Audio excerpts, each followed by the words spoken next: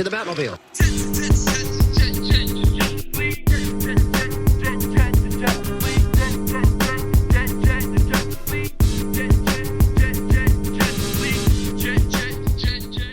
What's going on, guys? Welcome to your channel, Jets and Fleet Gaming.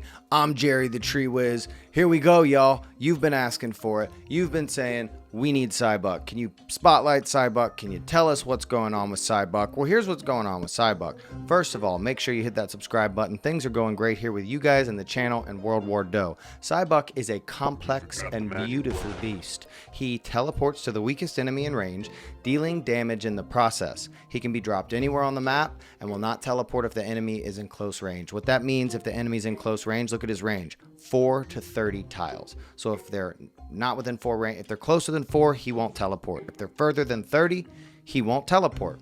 The fact that he teleport makes him an infiltrator card, which means he can go, it's actually not the teleport, let me get that right. He's an infiltrator because you can place him anywhere. If you've played Clash, he's like a miner. And that's actually how we're going to be using him today, is kind of like a cycle deck where we're just putting him in the back and getting tower damage, which seems counterintuitive because he does normal damage, and normal damage is reduced against buildings and commanders, but we're going to be using him against buildings today. He's half piranha, he's half buck. This is what happens when Buck decides to use the teleporter while holding a fish tank. His teleport damage, notice how much more it is than his damage per second. It's almost 2,000 damage at level 7. That's a lot of damage. That'll take out Mad Scientist, Bucks, most of the squishies he can teleport and take out. And you'd expect to see him bouncing around the map, killing different things, but that's not how we're using him today. We got a deck from a guy named Mick Holge, a German player. He used Google Translate to tell us how to win with Buck.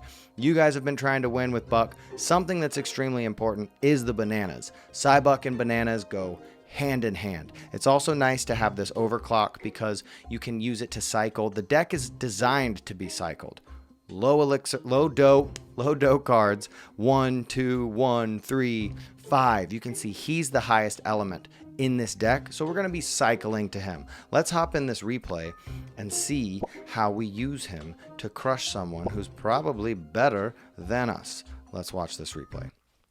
So we're going to be using him in the back when he's protected by the commander, when we can bananas. Commander, or at least some form of protection on the tower. He needs to be protected, and he needs to have bananas on him. Mick Holge told me you want to use low dough cards to get some tower damage, such as the Piranha, which I was going to drop the Piranhas in the back there, but he'd use Dr. Doom, Dr. Death, which is, I think, a great card. I think we just don't see much of him because he's an epic card and hard to upgrade. The epic cards are my favorite in this game, and I almost feel like Cybuck's kind of an epic card. He's definitely epic in mechanics, but mechanics are beautiful in this game. But let me quit because I'm about to jump into the back here, and you're going to see Cybuck played with bananas, and you're going to see why it's so valuable, because we're quickly in the back. So the monkey's on his back, so I've got my bananas ready to go.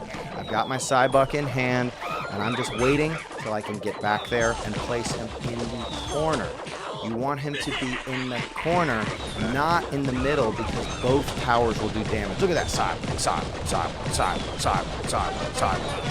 Cybuck, yes. So that's what we're talking about. The whole tower is down.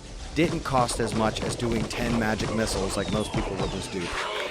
No, you can get in there with a teleport, a 5-dough Cybuck, and 3 bananas, and you're going to take most of that tower.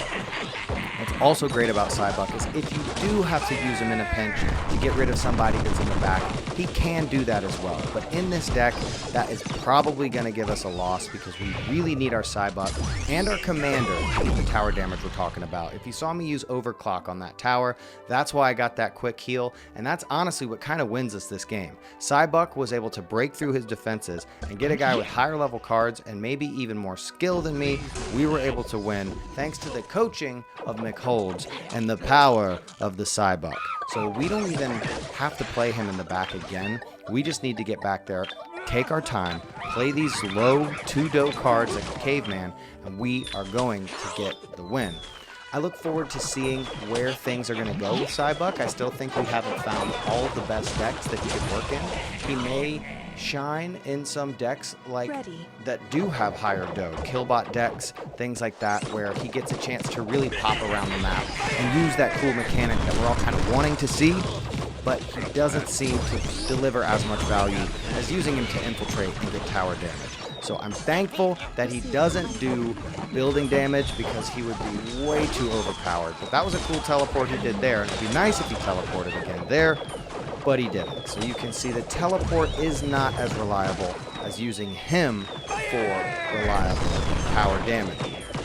Let's just watch a little bit more of the fun ending. Oh, I got the bananas on me and on Cybuck. Look at that. Cybuck for the win. Cybuck with bananas. I'm running back. We got Yetlings coming by. All he's got to do is hit me with the jetpack landing phase of the artifact. He's coming back here. I'm watching out. I teleported into the corner, and we won the victory. I predicted where he was going to squat down from that jetpack.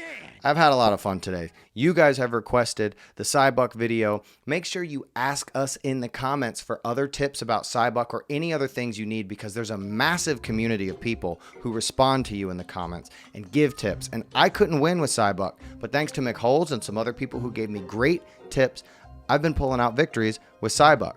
So sometimes it might not be that a card is weak. You just may need to study the purpose or find out what the pros are doing. That's what we're talking about, because if a noob like me is pulling off victories at almost 5,500 trophies now, then we can all do it as well. Thank you for being here for the channel. Make sure you click that little subscribe button, and we'll see you soon, guys. This has been phenomenal. Stay tuned here at Jets and Fleet Gaming. I'm Jerry the Tree Whiz, from the bottom of my heart to the top of my head. I love each and every one of you. Peace. To the Batmobile.